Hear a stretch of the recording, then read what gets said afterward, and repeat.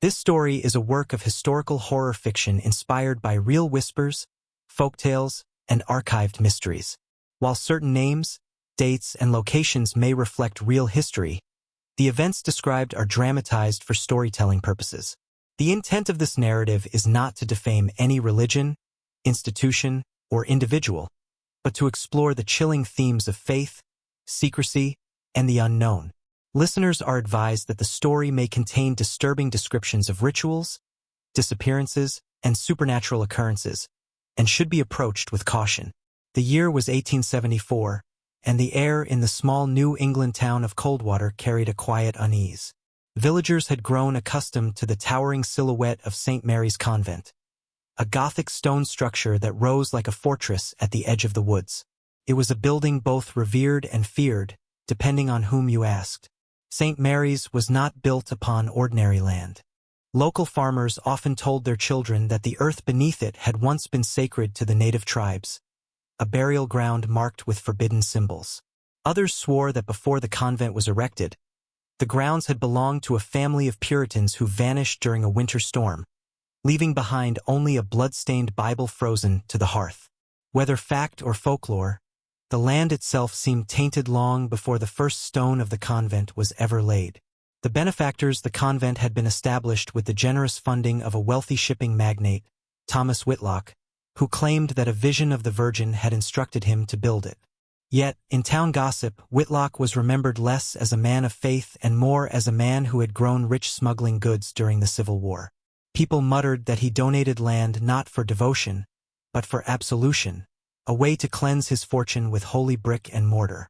Still, the building rose, and with it came a community of nuns cloaked in black, led by Mother Superior Helena. She was a severe woman, tall, with eyes like frosted glass, and a voice that carried like a funeral bell. Her reputation was immediate, stern, unbending, and unyielding in her devotion.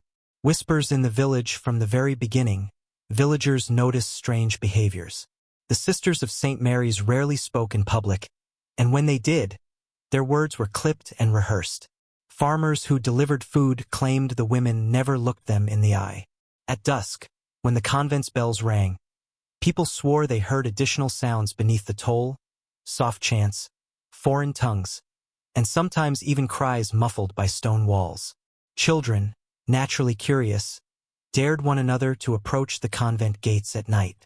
Some returned pale, claiming to see figures moving in the upper windows, candles forming strange patterns of light. A few claimed they heard scratching, like nails dragging across slate, when the moon was full. And yet, the convent became a fixture of the town. Orphans were sent there to be raised, young women joined as novices, and travelers sometimes sought shelter within its walls. Outwardly, it was a sanctuary of faith. Inwardly, however, its silence was suffocating. The arrival of Sister Agnes among the first to arrive was Sister Agnes, a young woman of just 19 who had lost her family to a fever outbreak. She was soft-spoken, with an almost angelic face, and her arrival should have brought comfort. Instead, it marked the beginning of whispers.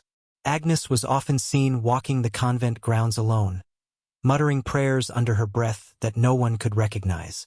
When villagers greeted her, she responded politely, but her gaze lingered too long, as if she were studying something unseen behind their eyes. One farmer swore that during a Sunday service, he saw Agnes smile. Not at the priest, not at the altar, but at the empty space above the crucifix, as if acknowledging a presence only she could see. Strange accounts in those early years, a series of small incidents began to weave themselves into rumor. A merchant delivering bread found the chapel empty, except for a circle of candles arranged in a spiral on the floor. When he asked about it, Mother Helena insisted it was part of a meditation ritual. An orphan boy who escaped the convent was found days later in the woods. His body bore thin scratches across his chest, and his last words before dying of fever were, "The sisters don't pray to him anymore." Travelers passing by swore they heard screams muffled by hymns, as if the singing of the nuns was deliberately covering something else. The town wanted to ignore these things. After all, the convent fed orphans, provided charity, and appeared pious in daylight. but darkness lingered around its walls. The letter. It was in the winter of 1876 that the first real document surfaced. A letter written by a young novice, Clara, to her cousin in Boston. In it, she described her initial joy at joining the convent. But the tone grew darker as the letter went on. I have been given tasks that I do not understand. They say silence is a virtue, yet the silence here is different. It feels like a prison, a silence that smothers. Last night, I was told to keep watch in the chapel, and though I was alone, I swear I heard footsteps circling me. When I lit a candle, the air grew cold, and the flame bent as if something breathed upon it. I am afraid, but I dare not leave. The letter never reached her cousin. It was found decades later in an attic, hidden inside a Bible, the ink blurred as though dampened by tears. The growing fear. By 1878, more villagers avoided the convent. Farmers would leave their deliveries at the gate rather than approach the doors. The black-cloaked figures seemed to appear suddenly on roadsides, walking in pairs, never speaking, their veils hiding their faces. The local priest, Father Donovan, attempted to reassure the community, insisting that the nuns were holy women of discipline. But even he began to show unease. During one sermon, he paused mid-homily, his gaze drifting to the convent's balcony where Sister Agnes stood. He faltered, his lips trembling, before continuing with a voice suddenly hoarse. Privately, he confided to a parishioner that he feared something unholy had taken root in the convent. Yet no action was taken. The stage is set by the time the decade turned. The convent was firmly established, its reputation both revered and dreaded. Its walls hid secrets, and its sisters moved like shadows through the town. The arrival of St. Mary's was meant to sanctify Coldwater, but instead, it seemed to have cursed it. The ground itself felt heavier, the nights darker, and the silence of the convent more suffocating with each passing year.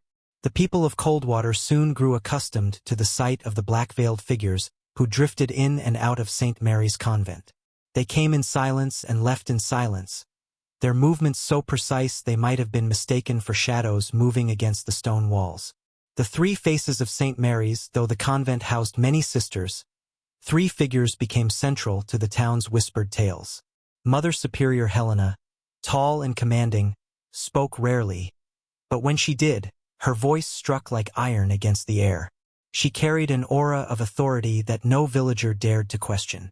Her pale eyes gave the impression of someone who saw not the world before her but something far deeper or darker. Then there was Sister Magdalene, older, frail in appearance, yet known for her uncanny memory. She often recited long prayers in a monotone that unsettled listeners, her lips moving even when no sound escaped. Some villagers called her the Echo, for she repeated words as though possessed. And finally, Sister Agnes, the youngest, with an innocence that should have softened the convent's presence. Instead, her beauty was described as otherworldly, almost predatory. Farmers claimed that when she passed, their horses shied away, refusing to move until she was gone. Children whispered that her eyes glowed in the moonlight, though adults dismissed such talk as childish exaggeration. Rituals beyond the ordinary every evening. The bells of St. Mary's tolled 3 times. What followed was peculiar.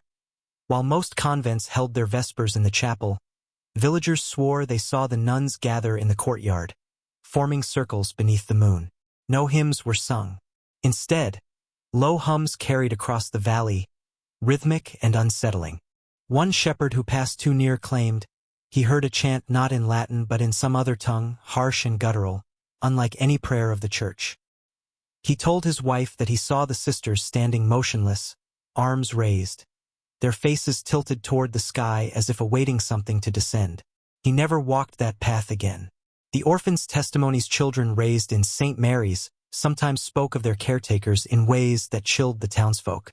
A little girl, perhaps 6 years old, once ran into the village square in tears, babbling that the sisters have no faces when the candles go out.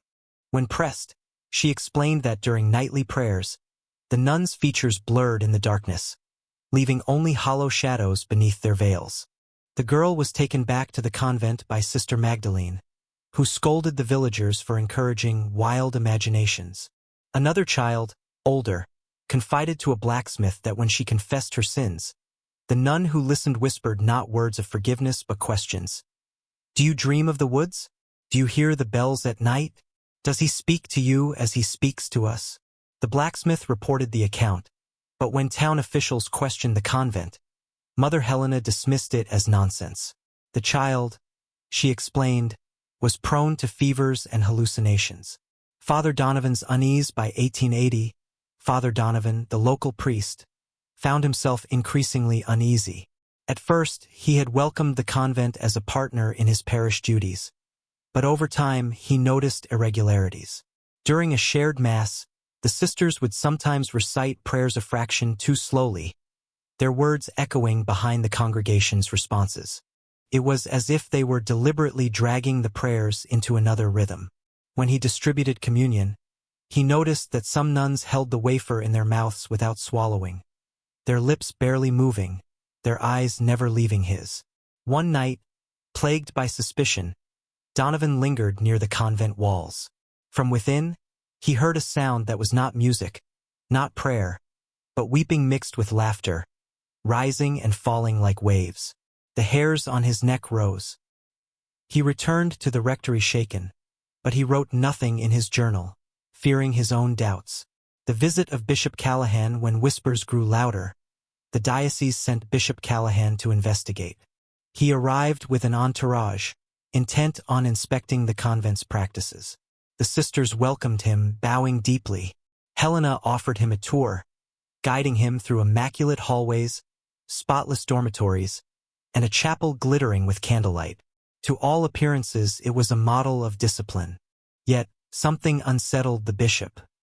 He later remarked in private that the air felt heavy, as though the walls themselves exhaled a kind of dampness. When he blessed the chapel, sprinkling holy water, the candles flickered violently, though there was no draught. During supper, Callahan asked the sisters questions. Each responded with identical words, "As God wills." Their voices were so synchronized that even his attendants shifted uncomfortably. Only Agnes broke formation, smiling faintly at him as if mocking his presence.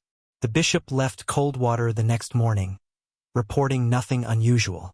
But one of his attendants, pale and visibly shaken, resigned from service a week later, claiming he still heard the sisters' voices in his sleep.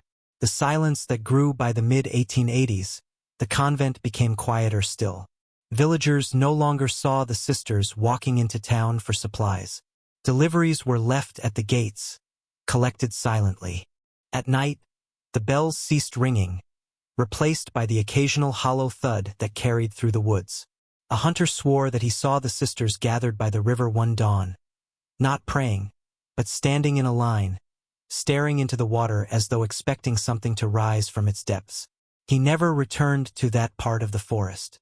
The shadow over Coldwater, the silent sisters, had become less human, more apparition-like, in the eyes of the townsfolk. Their lives were hidden behind stone, their voices reduced to murmurs, their eyes always fixed on something unseen. It was said that if you walked too close to the convent after dusk, you would hear not one set of footsteps following you, but many, though no one would be there when you turned. And so, the name spread among villagers and beyond, the Silent Sisters of St. Mary's. They were no longer seen as mere nuns. They had become something else, keepers of a secret, participants in a ritual, bound not to the church but to something far older, far darker. It was the autumn of 1883, and a mason named Elias Granger had been hired to repair a crumbling wall along the convent cellar. The stonework, damp from decades of rain, had begun to bow outward. Elias was a practical man, not prone to superstition, but even he hesitated when Mother Helena led him down into the basement. The air was thick, humid, carrying the scent of mildew mixed with candle smoke. The only light came from a lantern the mother carried, its glow weak against the vaulted darkness. She instructed Elias not to touch anything except the wall in question. Her words were clipped, her stare unblinking. The hidden book while chiseling loose mortar, Elias's tool struck something hollow. A brick fell away, revealing a cavity inside the wall. Within it lay a leather-bound book, its cover cracked, the edges gnawed by mold. Instinctively, Elias reached for it, but Helena's hand shot out, gripping his wrist with surprising strength. "That does not concern you," she hissed. Her tone carried such venom that Elias withdrew at once. Still, he could not help but notice the faint writing on the cover. Confessions. That night, Elias drank heavily at the tavern and told a friend of what he'd seen. Word spread quickly through Coldwater. Soon, whispers filled the air. What sort of confessions needed hiding in stone? And why would a Mother Superior guard them so fiercely? Father Donovan's curiosity. The rumors reached Father Donovan, who, despite his fear of the convent, resolved to investigate. Late one evening, under the pretense of delivering communion wine, he requested permission to pray in the convent chapel. The sisters granted it. Once alone, he slipped into the basement with a lantern.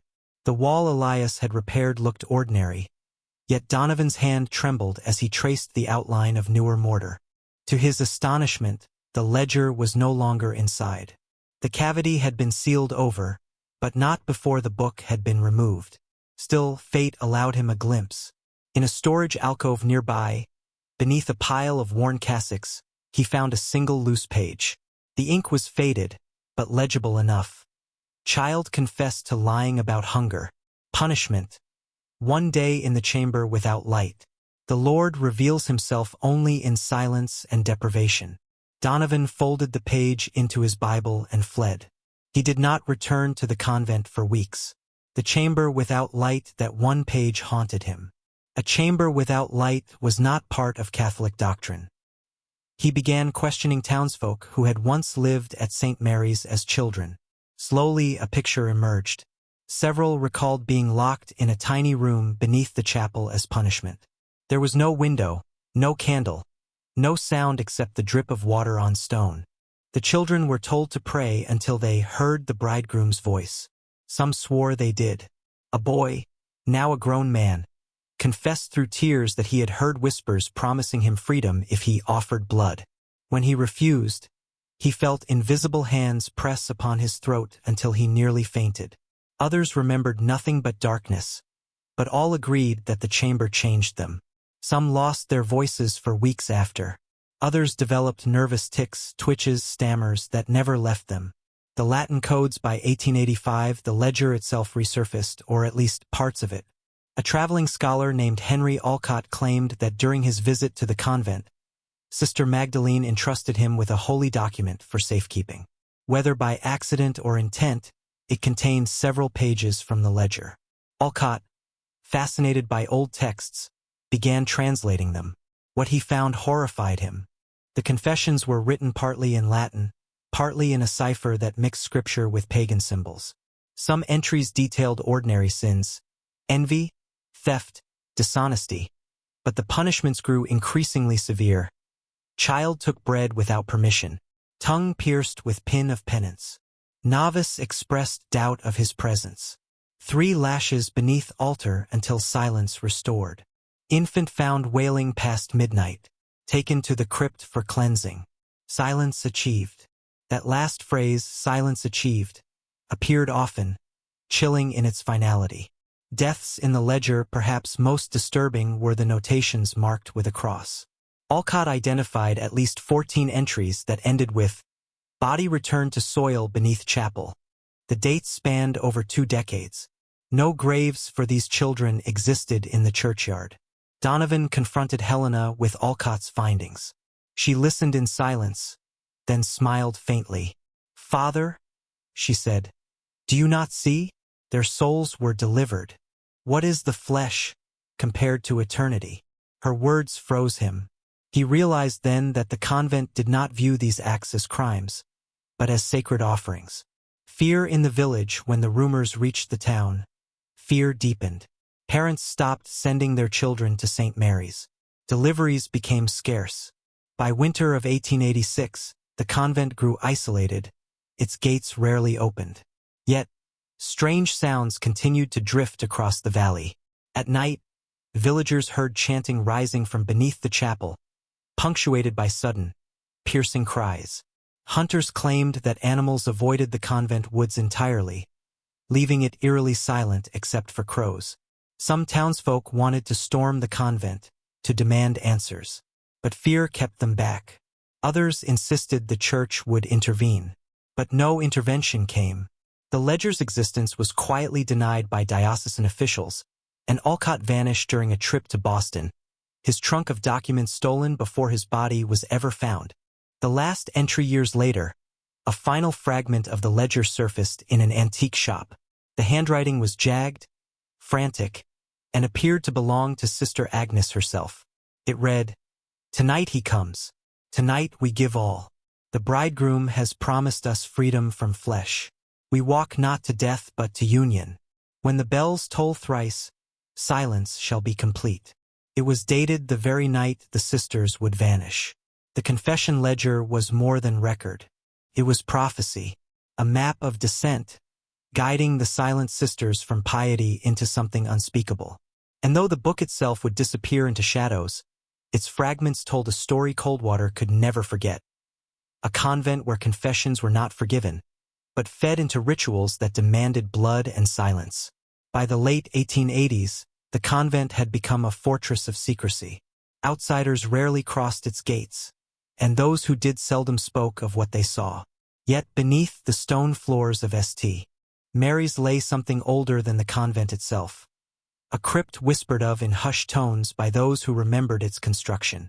The crypt's origin when Thomas Whitlock, the wealthy magnate, first funded the convent, masons and laborers worked day and night to raise the Gothic structure. Several later told their families that beneath the chapel, they had been ordered to dig far deeper than foundations required. One mason's diary, discovered decades later, described it. "We dug down past good soil into clay black as coal. The nuns who watched us carried no tools, yet they marked the walls with chalk. Symbols I did not know, not Latin, not Greek. They said it was for strength. But when the wind whistled through the hollow, I swore it carried voices." The diary ended abruptly, the last page stained with something brown that flaked at the edges. A sudden collapse in 1887. A storm lashed Coldwater, tearing roofs and flooding the riverbanks. At dawn, villagers awoke to find that part of the convent's graveyard had collapsed inward, opening a gaping pit. From its depths rose a foul stench, like rot mixed with iron. Curious men approached, but Sister Magdalene barred them with surprising force for her frail frame. "The earth has claimed its due," she said. "Leave it." Still, one man, a gravedigger named Joseph Pike, dared to lower a rope lantern into the hole. What the light revealed sickened him. The walls of the pit were lined with stone archways leading to tunnels, some bricked shut, others yawning open like mouths. Within, he glimpsed what appeared to be rows of shelves, bones stacked neatly like firewood. Before he could descend, Magdalene struck the lantern from his hands. The pit was quickly resealed with timber and soil, but Pike's story spread through Coldwater like wildfire. The priests visit Father Donovan, still troubled by the confessions he had uncovered, demanded entry to the crypt. To his surprise, Helena agreed. She led him through the chapel, past the altar, and down a spiral stair lit only by guttering candles. The air grew colder with each step. Donovan noticed marks on the stone walls, strange sigils carved into the rock, half buried in plaster. He touched one, and the stone felt warm, as if pulsing faintly beneath his palm. At the base of the stairs lay a heavy oak door reinforced with iron. Helena produced a key from her rosary and opened it. The hinges groaned like a dying animal. Inside stretched the crypt. The horrors within rows upon rows of niches filled the walls, each containing skeletal remains. Some were wrapped in decayed cloth, others left bare, their jaws gaping as if frozen mid-scream. The smell was suffocating. Donovan staggered, clutching his crucifix. These are not consecrated burials," he whispered. Helena's reply was calm, almost reverent. "They are consecrated in silence. Here rests the evidence of sin removed, of voices stilled, each bone a prayer fulfilled." As Donovan advanced, his lantern beam caught something worse. Tiny skeletons, far smaller than adults, stacked together in alcoves.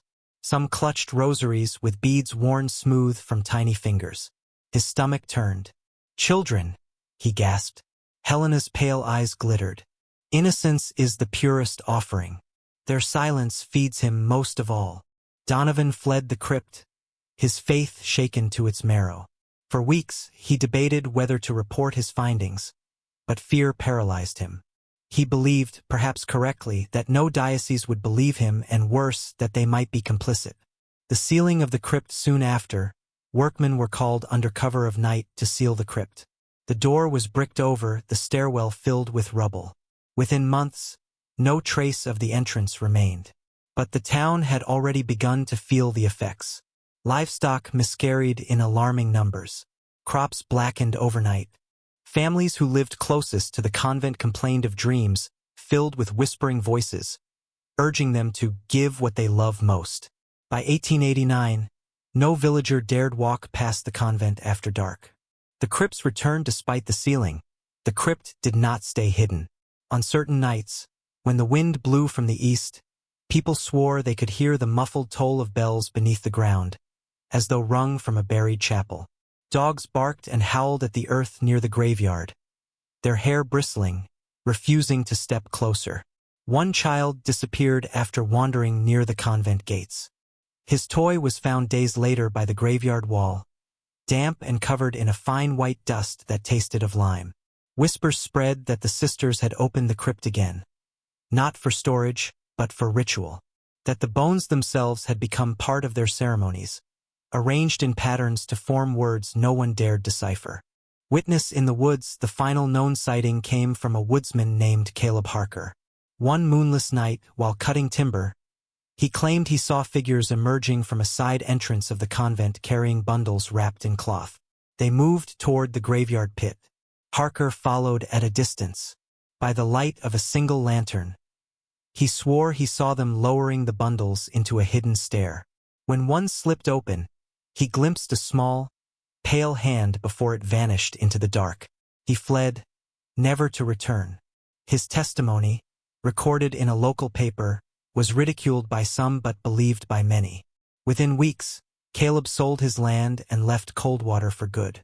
A town in denial, the sealed crypt remained a rumor, but the memory of it festered. Some villagers argued to storm the convent, to tear open the ground and uncover the truth. Yet fear of the sisters, and perhaps fear of what they would find, kept them silent. It was easier to deny, to pretend the crypt had never existed. Easier to let the convent rot in its own darkness than risk dragging it into the light. The villagers who lived around the convent would often say that time felt different once one stepped past the gates of St. Mary's. Mornings there seemed unnaturally quiet, as if the air itself refused to carry sound. Roosters that crowed in the fields never echoed inside the convent's walls. Even the bells, when struck, gave off a muffled chime that seemed swallowed before it reached the village road. Father O'Malley, a parish priest who occasionally visited, once confessed to a friend that he never felt entirely alone while walking the corridors. "It is not the presence of people," he said, "but something watching, from the very stone, from the very silence itself." His words never left his private diary, yet they would be remembered decades later when investigators searched through his records. Early whispers of the convent from the first days of its construction. The villagers mistrusted the land. Old farmers told of an abandoned pagan shrine that once stood on the same hilltop. There were stories, half-believed, of midnight fires, masked dancers, and sacrifices of livestock. The church had purchased the land for a low price, and some claimed it was because nobody else dared live there. When the convent walls rose from the soil, masons reported strange accidents. One worker fell from scaffolding after swearing he felt an invisible hand push him. Another was found unconscious at dawn, his body stiff with cold, though it was the middle of summer. They left within weeks, replaced by quieter laborers. Men paid extra to work without asking questions.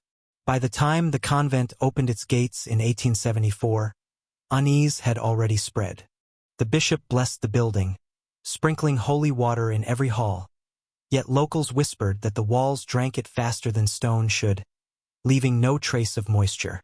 Arrival of the sisters. The first sisters who entered St. Mary's were said to be a solemn group.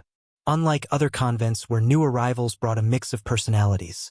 Some bright, some timid, some curious. These women seemed cut from the same cloth. Pale, thin, and stern, they walked with lowered heads. The Mother Superior, Helena, was described as tall, her face sharp as carved ivory. She seldom smiled, and when she did, it was never at another person but rather at some inward thought.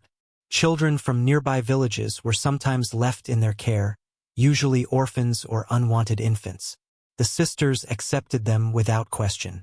Some children thrived, others grew weak and pale, and more than a few disappeared entirely. The official explanation was always the same: illness, measles, or sudden fever.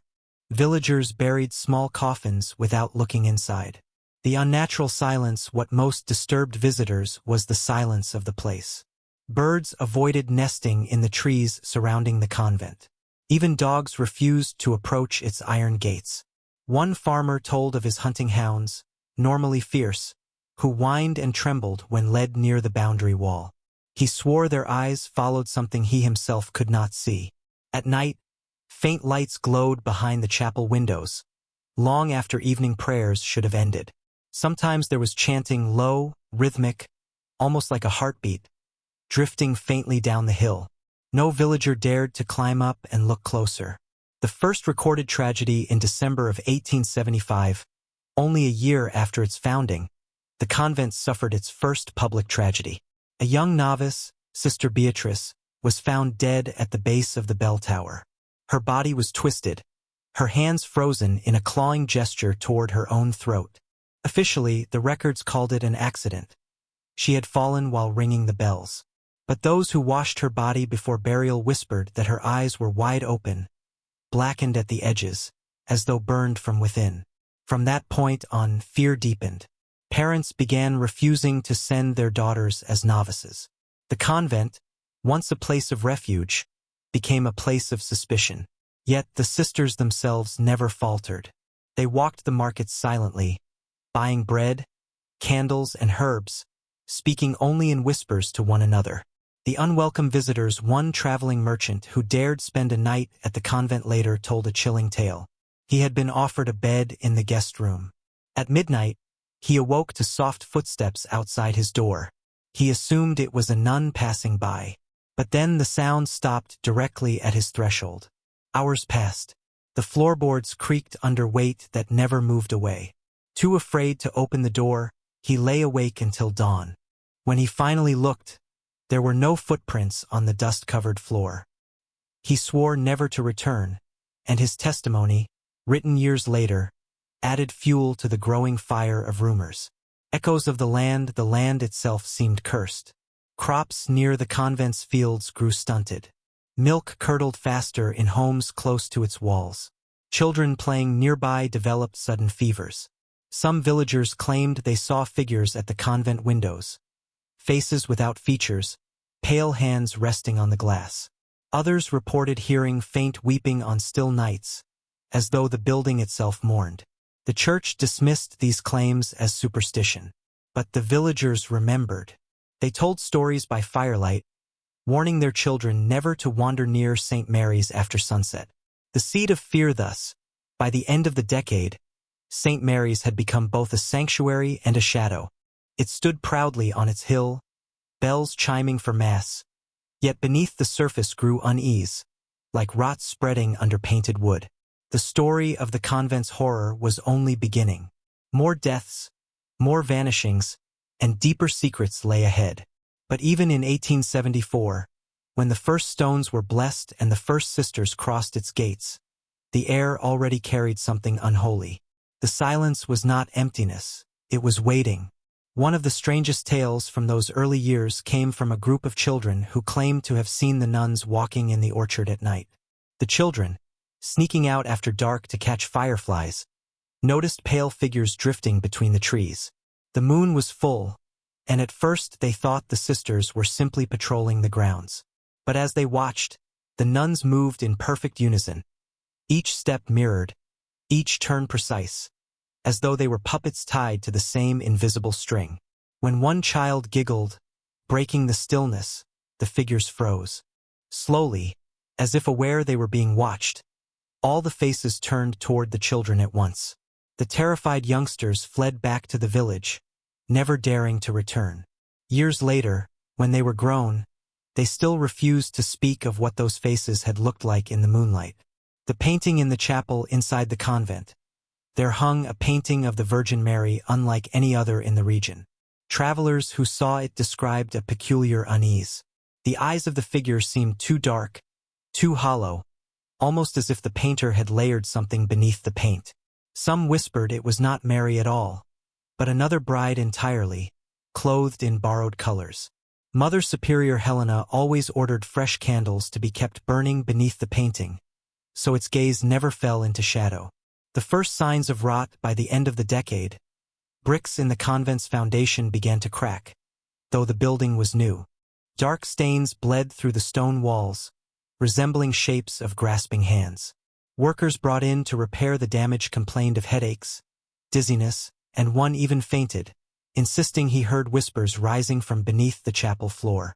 The villagers saw these things as signs, proof that the land had not accepted the convent, or worse, that it had consumed it whole. Yet the church ignored the warnings. Instead, they praised the sisters for their devotion, for the strict silence they maintained, for the unshakable discipline that defined St. Mary's. A place apart by 1874, St. Mary's already felt less like part of the village and more like another world. Its gates divided not only land but reality. Outside, life moved with the rhythm of harvests and seasons. Inside, the days blurred into endless prayers, midnight chants, and the unchanging faces of women who never seemed to age. The convent had been born under shadow, baptized in silence, and marked by a death before its second year. To the church, it was a holy institution. To the villagers, it was a warning. And to history, it would become a wound that never fully healed. From the moment they arrived, the Sisters of St. Mary's carried themselves with a stillness that unsettled even the most devout visitors. Other convents were filled with whispers, with small laughter at mealtimes, or soft chatter during laundry duties. At St. Mary's, however, silence ruled with a severity that felt unnatural. Their lips moved only in prayer, their voices joined only in hymns, and outside of those moments, the corridors lay heavy with quiet. The village folk began calling them the Silent Sisters. Children who watched them walk to market would tug on their mother's sleeves and ask why the women never spoke. When one villager once attempted to greet them with a cheerful "Good day, sisters," the nuns simply paused, bowed their heads in unison, and continued walking without a word. Sister Agnes among them, Sister Agnes drew the most attention.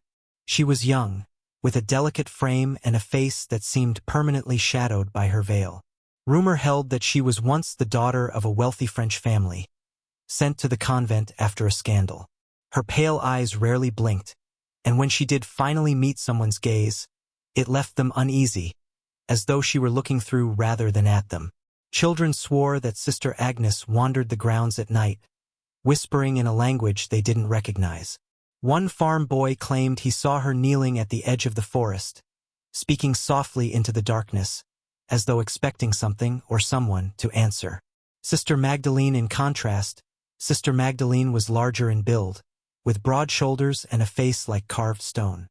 She worked the gardens and carried heavy baskets with ease, yet her strength was not what made her memorable.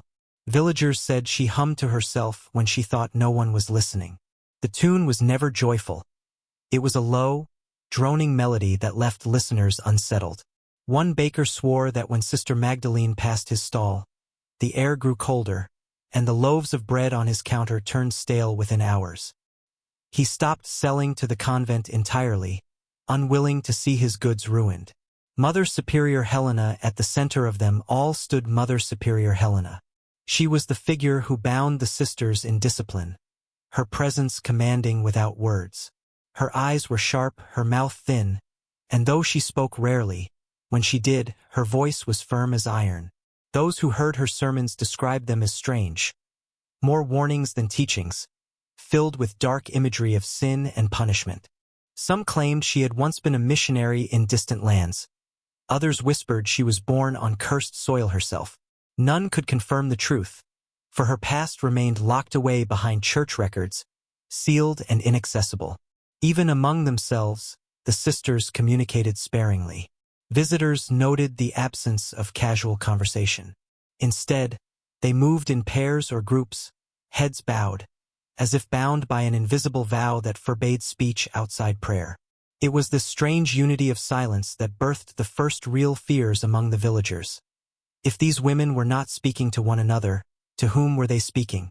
One of the first outsiders to notice their unsettling behavior was a physician from a nearby town, summoned to tend to a young orphan suffering from fever. He wrote later in his journal that the silence of the convent disturbed him more than the illness itself. The child, weak and sweating, lay in a narrow bed, surrounded by 3 nuns who neither spoke nor moved except to occasionally dip a cloth in water and place it upon the child's brow. When the doctor asked questions what symptoms had appeared, when the fever began, no one answered. Instead, all 3 turned to look at him at once, their faces expressionless beneath their veils. Finally, one raised a hand and silently gestured toward the boy. It was as though words were not only forbidden but impossible for them to form. The physician left shaken, later confessing that he felt as though the sisters themselves were the illness in the room. The market encounters in the village, too. Their silence spread unease. They came to market once a week, always in pairs, never in groups of 3 or more. They purchased flour, salt, and candles, rarely fresh meat or fish. The market women claimed that when the sisters walked past, conversation among customers fell flat, as though voices dimmed of their own accord. One blacksmith swore he once saw a sister lift her head slightly when a merchant laughed too loudly. Her gaze alone was enough to silence the entire square. For a moment, the crowd felt paralyzed, unable to speak until she turned away. That day, the blacksmith returned home pale and shaken, telling his wife that he had looked into eyes that belonged to no living thing. The unnatural unity, perhaps the most disturbing aspect of the Silent Sisters, was their perfect coordination. At prayer, their voices rose as one, never a fraction of a beat apart, as though guided by a single breath. At work, they moved in harmony, bending, rising, turning, like dancers in a silent, sinister ballet. A traveler who stayed briefly in the village described watching them file into the chapel at dusk. Their steps struck the stone floor in absolute rhythm. No misstep, no uneven pace. It was, he wrote, as though they were not many but one body, divided into separate forms. His account was dismissed at the time as exaggeration, yet the description would echo later in reports by investigators who witnessed the same eerie unity. The whispered rumors as the years passed, rumors thickened. Some said the sisters had taken a vow not only of silence but of something darker, that they had promised never to speak to mortal men again. Others whispered that they could still be heard speaking, but only at night, and only in languages no one recognized. The village children invented cruel rhymes, calling them the brides of the shadow, and dared one another to run up the convent hill after sunset.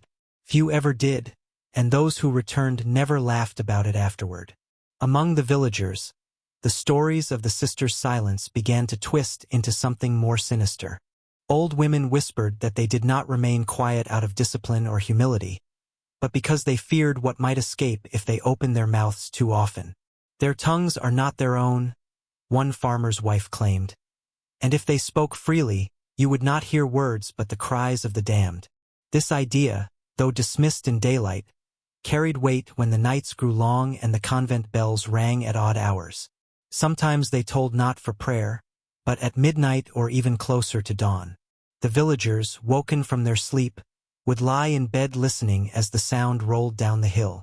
Strangely, it always seemed softer than it should have been, as though the bell were being rung from underground rather than the tower. The case of the orphan Thomas, one particular case, darkened their reputation further. A boy named Thomas, no more than 6 years old, was placed in the convent's care after both his parents died of cholera. At first, the villagers pitied him, imagining that the sisters would raise him with gentleness.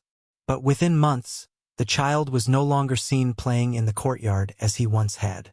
When his uncle came to visit, the sisters told him Thomas had taken ill and was being kept in prayer.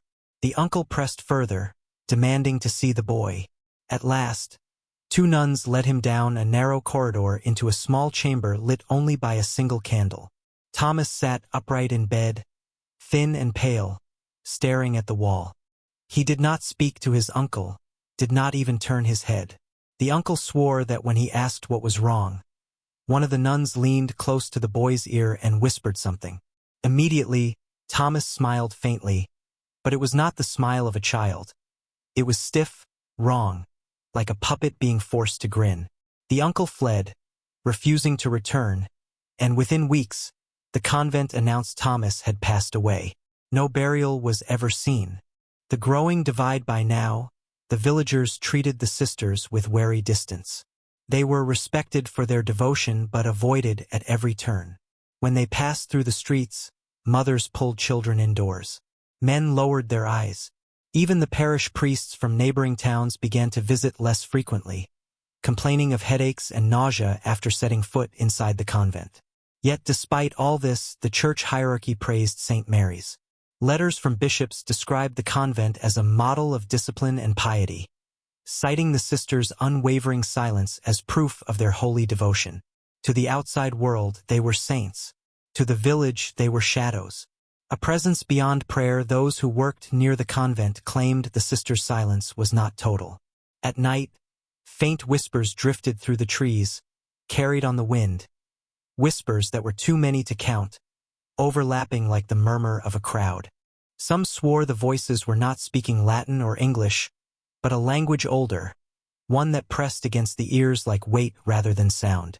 No one dared investigate, for by then, even the bravest villagers knew. Silence itself had become the convent's most frightening voice. It was in the winter of 1881 that the first rumors of the ledger surfaced. A carpenter named Elias Green had been hired to repair a warped door in one of the convent's lower corridors. While working, he noticed a loose stone in the wall. Curiosity overcame him, and when he pried it free, he discovered a small recess behind it. Within lay a thick, leather-bound book, its cover blackened with age and spotted with mold. Elias carried it out into the light, turning it over in his hands. The leather felt strangely warm despite the chill of the corridor. Its clasp bore a faint engraving of a cross, though the lines were twisted, as though bent under unseen pressure. He brought it to the Mother Superior, expecting thanks for uncovering a forgotten record. Instead, Helena's face tightened, and her pale fingers snatched it from him with such force that the carpenter nearly stumbled. The very next day, Elias was told his services were no longer required. He left the convent with unease gnawing at him, never to return. Yet before the book was taken, he had glimpsed its pages, columns of Latin text written in a tight, uneven hand, interspersed with names. Some of the names he recognized: villagers, children, even one or two men who had vanished years earlier. The ledger's reputation word spread quickly. Though Elias spoke little of what he saw, enough hints escaped his lips at the tavern to spark curiosity. Soon the entire village whispered about a ledger of confessions, a secret record of sins too grave to be spoken aloud. What troubled the people most was not that the sisters had kept such a book, but that the names inside were not all of nuns or orphans. Many were those of ordinary villagers, some long dead, others still alive. How could their confessions be written down if they had never set foot in the convent? Strange additions. The rumors deepened when an old gravedigger confessed to seeing scraps of parchment near the convent crypt. On one, half-burned, he swore he read the words, "3 children offered. Fever not natural." Another bore the name of a farmer who had drowned years earlier, with a chilling note beside it, "Taken in exchange." The implication was terrible. These were not confessions voluntarily given but records of events twisted into offerings, sacrifices written as sins. And if the sisters were not the ones confessing, then who was speaking through them? The vanishing records. Months later, a young priest from the diocese arrived to audit the convent. He asked for financial records, inventories, and, innocently enough, if there were logs of confessions. The Mother Superior's expression darkened. She presented neat ledgers of expenses, donations, and food purchases, all immaculately ordered. But of the book Elias had uncovered, there was no trace. Still, the whispers would not die. The villagers claimed the ledger had only been hidden deeper, perhaps buried within the walls or sealed in the crypts below. Some even claimed to hear the sound of pages turning when they walked past the convent at night, as though the book was still being written, without ink, without hands, continuing its grim record in silence. The exchange of the two infants, carried out in whispers and shadows, did not immediately ripple across the surface of New Orleans society. To most, life in the city proceeded as it always had. Markets bustled, carriages rattled down the cobblestones, riverboats carried their cargo up and down the Mississippi, and masked revelers filled the streets during Mardi Gras. But inside the opulent halls of the Beaumont estate, and in the cramped quarters of the slave quarters where Celeste's true son was now confined, the consequences of the pact began to weave their way into the lives of everyone involved. Margaret's days as the mother of her son were filled with a feverish joy. She doted on the child with an obsessive tenderness, convinced that the universe had finally granted her the gift she had long been denied. She rocked him in gilded cradles imported from France, dressed him in fine linens, and summoned tutors, wet nurses, and physicians to attend to his every need. To all who visited the Beaumont home, the boy was a miracle, the Beaumont heir reborn, the dynasty secured. No one doubted his parentage. No one whispered questions, for Margaret carried herself with a confidence born of desperation fulfilled. Celeste, meanwhile, endured the opposite reality. Her true son, passed into bondage, was now just another nameless child among the enslaved. Though she served in the Beaumont household and occasionally glimpsed the boy, she was not permitted to openly mother him. Each glance, each cry, each tiny hand reaching out, tore into her like claws.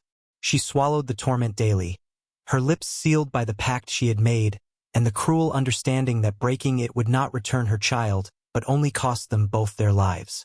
Yet as the years passed, subtle cracks began to form in the arrangement. The false heir's disquiet by the age of 6, Margaret's son, began to display traits that unsettled his caretakers. Servants whispered that he had a sharpness in his eyes, a coldness unusual in a child. While other boys played with wooden horses and spun hoops in the courtyard, he sat silently, watching. His silence was unnerving, as though he were absorbing the world with an intensity beyond his years. One winter's evening, after a formal dinner, Margaret overheard him muttering words in Creole, phrases she did not understand. When she demanded to know where he had learned them, he only smiled. "The woman sings them to me in the night," he said. Margaret dismissed it as childish fancy, but she began to fear the influence of Celeste, who often hovered at the edge of the nursery, silent, observant. The boy's education advanced quickly, though not in the way his tutors expected. He displayed little patience for arithmetic or history, but he had an uncanny ability to remember secrets, to sense the weaknesses of others, and to manipulate conversations to his advantage. By the age of 8, he could reduce the Beaumont servants to tears with a single cruel remark. Margaret, blinded by maternal devotion, saw only brilliance where others whispered of cruelty. Celeste's silent rebellion, Celeste, for her part, began to leave subtle marks of her presence on her true son, though no one recognized them for what they were. She would sneak into the slave quarters at night, humming lullabies her grandmother had sung to her in Haiti. She found ways to slip him scraps of food, or to sew charms of protection into the hems of his ragged clothing. But more than these small acts, Celeste began to weave a deeper rebellion into the fabric of the pact. She whispered to her son stories of power, not of freedom in the earthly sense, which was too far from their grasp, but of spiritual sovereignty.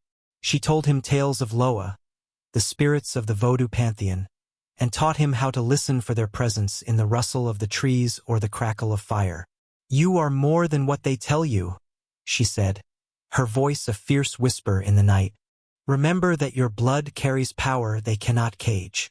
This quiet indoctrination seeded something within the boy, something that would bloom with dangerous potency in the years to come. The first suspicion in 1837, A cholera outbreak swept through New Orleans, claiming hundreds of lives. The Beaumont estate was not spared. Servants and field workers fell ill, and the air was thick with the scent of sickness and fear. During this time, whispers arose about the miraculous survival of the Beaumont heir. Servants reported that the boy walked among the sick without fear.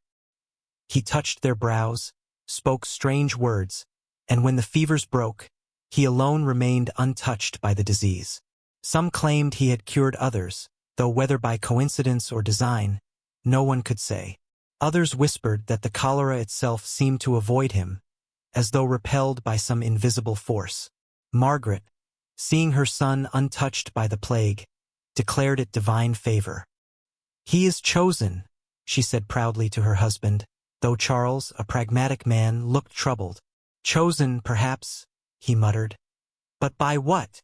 The slave child's awakening meanwhile, Celeste's true son, now approaching 10 years old, had begun to feel the weight of his dual existence. He was treated as a slave, beaten for small infractions, and denied even the simplest joys of childhood. Yet inside, he felt something stirring, something that set him apart from the other children in bondage. One night, he dreamt of fire devouring the Beaumont house, flames licking the windows as screams filled the air. In his dream, he walked through the inferno unharmed, his mother's voice calling to him from the other side. When he awoke, he found ash on his hands, though no fire had burned nearby. He told Celeste of his dream, and she clasped his face with trembling hands. "It begins," she whispered. "The spirits have marked you." From that night forward, the boy began to exhibit strange abilities. He could predict the weather with eerie accuracy, sensing storms before the skies darkened. He knew when a master's whip was coming, and sometimes avoided punishment by vanishing into the cane fields just moments before. His fellow slaves began to regard him with a mixture of awe and fear, calling him Ti Diable, Little Devil. Foreshadowing the collapse by the end of the 1830s, the pact between Margaret and Celeste, once a fragile secret, had become the foundation of two opposing destinies. One child, raised in luxury, grew into a manipulative heir whose cruelty was masked by charm and privilege. The other, raised in chains, carried within him a spiritual fire that could not be extinguished. The collision of these two forces was inevitable, though neither woman yet fully understood the scale of what they had unleashed. The Beaumont estate, outwardly thriving, was in truth a stage set for tragedy. A grand mansion balanced on lies, envy, and supernatural whispers. And in the shadows of its gilded halls, the true nature of the pact prepared to reveal itself, in ways that would not only destroy the Beaumont dynasty but send shockwaves through New Orleans itself. By the dawn of the 1840s, the Beaumont household had regained its sheen of prosperity. The cholera years, though devastating to much of New Orleans, seemed to have left the family not only unscathed but strangely elevated in stature. Rumors of the Beaumont heir's immunity spread across the city like wildfire.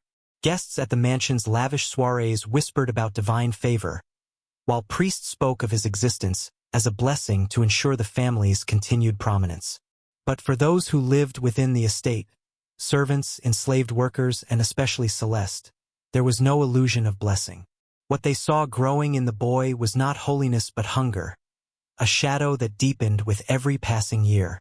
The young master's cruelty by 12, the false heir commanded the obedience of the household with an iron hand. He no longer relied on Margaret's doting or Charles's reluctant approval. Instead, he cultivated power through fear. Servants were dismissed, beaten, or sold for the slightest infractions. His games with other children, especially those from neighboring families, often ended in tears or injuries. And though he was still a child, his words carried venom far beyond his years. Margaret, blinded by devotion, continued to praise him as strong-willed and born to lead. Charles, however, grew deeply unsettled. He caught glimpses of something in his son's gaze, something cold and calculating, as if the boy viewed even his parents as pawns in a game only he understood. The boy's cruelty was not random. It was purposeful. He tested boundaries, calculated reactions, and learned which words or actions bent others to his will. It was as though he was building a private arsenal of psychological weapons. By 15, he no longer needed to cry or plead for what he wanted. He simply demanded it, and it was given. Celeste's quiet resistance in contrast. Celeste's true son grew in the shadows, his life a tapestry of hardship and secret lessons. Though bound by chains of slavery, he had inherited his mother's spiritual wisdom and the fire of her resilience. He learned to labor under the overseer's lash without breaking, to hide his strength until it was needed, and to listen to the whispers of the spirits in the wind and water. Celeste taught him carefully, always under the cover of night. She told him stories of the Haitian Revolution, where enslaved men and women rose against their masters under the guidance of the Loa. She spoke of Toussaint Louverture, the general who had once terrified the French. "Your blood is theirs," she told him. "You carry their fire. One day, it will burn through these chains." The boy listened with an intensity that rivaled his half-brother's manipulations. But where the false heir sought to control others through cruelty, Celeste's son sought to understand the unseen world that gave him strength. The mask of charm despite his growing cruelty. The Beaumont heir knew when to don a mask of charm. To the outside world, he was a young man of promise. Handsome, articulate, and refined. He attended balls, impressed tutors, and caught the eye of wealthy families eager to align their daughters with his name. His charisma was like a weapon sheathed in velvet. Smooth, gleaming, but deadly when drawn. Margaret basked in the admiration her son received, blind to the unease his presence instilled in others. Charles, however, began to distance himself, spending more time in the management of plantations and less within the walls of the family mansion. He confided to a close friend that he feared his heir was marked by something darker than ambition. The slave child's awakening meanwhile, Celeste's son began to demonstrate powers that could no longer be dismissed as coincidence. One summer evening, a violent storm descended upon New Orleans. Lightning split the skies, and winds tore at the cane fields. When the overseer struck him with a whip for lagging in the storm, the boy raised his hand in defiance, and lightning struck the ground just feet from where the overseer stood, sending him sprawling in terror. From that night on, whispers spread through the quarters. The boy was protected by spirits, perhaps even guided by them. The enslaved began to seek him for counsel, asking him to interpret dreams, to bless charms, to pray for protection. Though still a child, he was becoming a leader, quietly, dangerously, beneath the gaze of the Beaumont household. Celeste knew the danger of such attention but also the inevitability of it. "You were born for this," she whispered to her son. "They tried to bury your fire, but fire cannot be buried." The first collision, the inevitable clash between the two boys, one raised in luxury, the other in chains, came when they were both 16. The Beaumont heir, bored of his usual amusements, decided to test the resilience of the enslaved children in the quarters. He devised a cruel game. He ordered several of them to fight for scraps of food while he and his friends watched. When Celeste's son refused to participate, standing tall despite the lash of the overseer, the young master's fury ignited. "You will obey me," the heir shouted, his voice cracking with rage. But Celeste's son did not flinch. Instead, he met his half-brother's gaze with a calmness that unsettled everyone present. "I do not answer to you," he said quietly. For the first time in his life, the Beaumont heir felt fear, not of punishment or loss, but of a presence stronger than his own. It was a moment neither of them would forget. Margaret's denial, Charles's fear when word of the confrontation reached Margaret. She dismissed it as insolence from a slave boy and ordered harsher punishments for the quarters. But Charles saw it differently. He had long suspected something was amiss with the pact Margaret had struck years before, though he did not know its details. Now, faced with a son who exuded menace and a slave child who seemed touched by the divine, his unease grew into dread. "Something unnatural binds this house," Charles confided in a priest, "and I fear it will not end without blood." Foreshadowing the catastrophe, by the end of the 1840s, the stage was set. On one side stood the false heir, a young man whose cruelty had hardened into ambition, who would stop at nothing to preserve his dominance. On the other stood the silenced son, nurtured in shadows but armed with the fire of spirits and the resilience of his lineage. Celeste and Margaret, bound by their fateful pact, watched their children grow into rivals destined for collision. Each woman had sown seeds that now bore fruit, one in deception, the other in secrecy.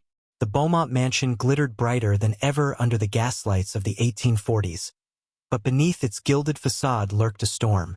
When it broke, it would not only consume the dynasty but also reveal the horrifying truth of the pact made in 1831. The 1850s brought with them a storm far greater than any New Orleans had seen before. It was not a storm of wind or flood, but of secrets long buried, rising like corpses from the depths of a river. The Pact of 1831, once whispered in shadows, now began to unravel in public, tearing apart the Beaumont dynasty thread by thread. The false heir's dominion by 21, the Beaumont heir had assumed near-total control of the family estate. Charles, worn by years of managing plantations and plagued by a lingering illness, relinquished much of his authority to his son. Margaret, ever doting, delighted in watching her boy step into manhood, blind to the trail of destruction he left in his wake. The heir ruled with calculated cruelty. He expanded the family's holdings, but not through shrewd business alone, through intimidation, manipulation, and whispered threats. Rival merchants who opposed him found themselves ruined overnight. Young women who spurned his advances faced sudden disgrace. Even priests and judges seemed wary of crossing him, as though they sensed something unholy in his presence. Yet beneath the veneer of power lay cracks. The heir's temper had grown more volatile, his nights haunted by violent dreams. Servants reported hearing him pacing the halls at midnight, muttering in languages no tutor had ever taught him. Doors slammed on their own, mirrors cracked without cause, and animals refused to enter his chambers. The mansion itself seemed to warp under his influence, its grand halls colder, darker, as though mirroring the rot within its master. The silent son's emergence meanwhile, Celeste's son had become a man of quiet authority in the quarters. By 20, he was regarded not only as a leader but as something more, an intermediary between the enslaved and the unseen world. His presence brought a strange comfort. Crops grew stronger when he blessed the fields. Fevers broke after he prayed over the sick. He spoke rarely, but when he did, his words carried the weight of prophecy. Whispers spread beyond the quarters, trickling into the city itself. There was talk of a young slave who could command storms, who dreamed of fire and death with unsettling accuracy, who bore the mark of destiny. Such rumors were dangerous, for they threatened to ignite both hope among the enslaved and fear among the masters. Celeste, though proud, lived in constant dread. She knew the pact could not hold forever, and when it broke, it would pit her son directly against the false heir. A battle she feared might consume them both. The death of Charles Beaumont in 1852, Charles Beaumont died in his sleep. His death was attributed to natural causes, but the truth was far less ordinary. In the days leading up to his death, he had become increasingly paranoid, muttering about shadows that followed him, about voices calling from beyond the grave. His final words to a priest were chilling. "I have raised a son who is not my blood, and in him dwells something that should never have walked this earth." Charles's death left the heir unchallenged. With his father gone, his authority expanded unchecked. Margaret, though grieving, seemed to draw closer to her son than ever, clinging to him as the last pillar of her world. But the household staff whispered that Charles's ghost lingered. Servants claimed to see him in the corridors at night, pale and hollow-eyed, his hand raised as though to warn them. His death did not bring peace, it brought haunting. Exposure of the pact, the first public crack in the Beaumont facade, came not from whispers but from an act of cruelty gone too far. One evening in 1854, the heir ordered a young slave girl brought into the mansion for his amusement. She resisted him, crying out for mercy, and in his rage he struck her down. The girl's screams echoed through the estate, drawing the attention of both slaves and household servants. But it was not her death alone that shook the house. In her final breath, She screamed a curse, naming him not as Beaumont but as the son of Celeste. The words spread like fire. Though Margaret tried to suppress the story, it was too late. Servants whispered of the Pact, of exchanged children, of a dynasty built on lies. In the slave quarters, the truth was received with grim satisfaction. The master is no master, they said. He is a fraud, and the spirits will claim him. The inevitable confrontation between the false heir and the silent son came in 1856. It began with a fire. Late one summer night, flames erupted in the cane fields, devouring acres within hours. The enslaved scrambled to fight the blaze, but amidst the chaos, the two brothers met face to face. The heir accused the silenced son of starting the fire, of conspiring to destroy the estate. But the silenced son, standing tall amidst the smoke and ash, did not deny it. "The fire is not mine," he said. "It is the spirits, and they come for you." Witnesses claimed the air itself seemed to tremble. The false heir, furious, struck at his half-brother with a whip. But before the lash could land, the skies split with lightning, striking the ground between them. Horses reared, slaves screamed, and the heir staggered back, pale with shock. That night, the mansion echoed with unnatural sounds. Doors slamming, windows shattering, Margaret weeping hysterically. The pact was broken. The death of Margaret, the final unraveling, came with Margaret's death in 1858. Consumed by guilt and despair, she wandered the halls of the mansion, whispering apologies to shadows. She claimed to see the infants she had exchanged, crying out to her from the grave. Her health deteriorated rapidly, though no physician could diagnose her ailment. She grew thin, her eyes sunken, her skin cold to the touch. One morning, she was found lifeless in her chambers, her hands clutching a faded baby's bonnet. Servants swore they heard a lullaby echoing through the halls that night, though no one dared to sing it. With her death, the last protector of the pact was gone. The Beaumont heir stood alone, his dynasty crumbling around him. The hauntings begin by the end of the 1850s. The Beaumont estate was no longer a house of prosperity but of horror. Visitors reported cold drafts, footsteps in empty rooms, and the sound of infants crying in the dead of night. Servants fled in droves, unwilling to endure the presence of the dead. The false heir, now master of a hollow empire, roamed the halls like a prisoner. He drank heavily, raged at unseen figures, and muttered of curses and betrayal. Meanwhile, Celeste's son, though still enslaved in name, was revered in secret as a prophet, a man destined to outlive the dynasty that had tried to bury him. The Pact of 1831 had done more than destroy a family. It had birthed a legend, a tale of deception, cruelty, and the vengeance of spirits that would haunt New Orleans for generations.